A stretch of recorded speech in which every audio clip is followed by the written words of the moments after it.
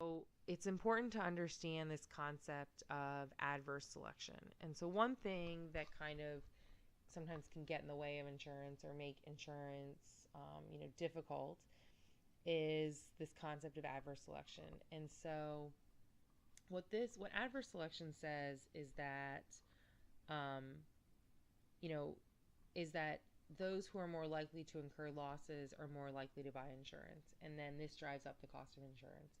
So essentially, those of us that are more likely to get sick are going to go out and buy insurance, and if we're not likely to get sick, we're not going to go out and buy insurance. And I think a good example of this, is the fact that many young people under the age of 25, don't think that they need insurance because they don't ever get sick. But if someone, has either had a healthcare event in the past, they make sure that they're always insured because they're worried about getting sick.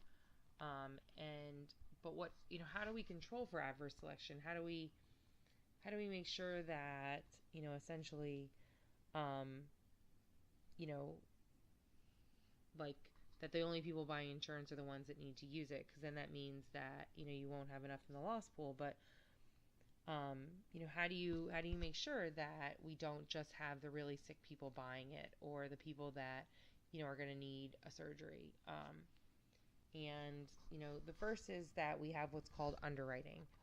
And underwriting is a selection and classification of candidates for insurance. So, for example, um, in our country, we when individuals buy insurance, the insurance company is allowed to ask them if they smoke, and if you smoke, the insurance company is allowed to charge you more.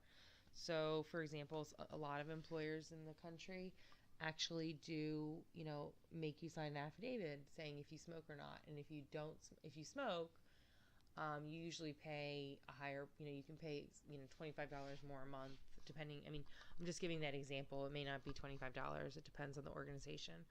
Um, but, if the problem with adverse selection is because if the tendency toward adverse selection goes unchecked, then you have a disproportionate number of sick people, or those more likely to, to become sick, that will seek health insurance, and the insurance company ends up experiencing, a high number of claims, and that these claims trigger premium increases, and this just worsens the problem. And so, because healthier members of the plan and what this does is this causes healthier members in this plan to either pursue cheaper rates from another company if available, or they just decide not to be insured. So if you are someone um, who is sitting there and you don't use health insurance, you don't generally have to use your insurance. The only time you go to the doctor is for a physical every year. And which you could happily pay out of pocket and isn't that expensive. But you're paying a lot of money, and then you get a notice at the end of the year saying that for the next year your health insurance is going to go up, by 25%. You're going to be pretty frustrated, and they're potentially going to lose you, which is bad for the plan.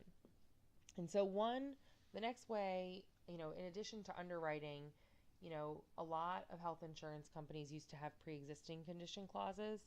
Now, most of the pre-existing condition clauses, have either been modified as a result of the Affordable Care Act, or they no longer exist. So, I believe the Affordable Care Act um, says that you can no longer deny coverage for pre-existing condition.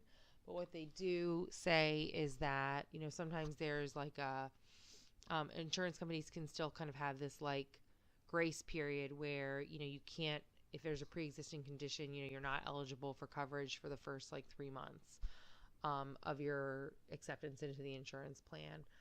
So again, this is like one way that that health insurance is trying to ensure that they keep kind of a check on this adverse selection issue.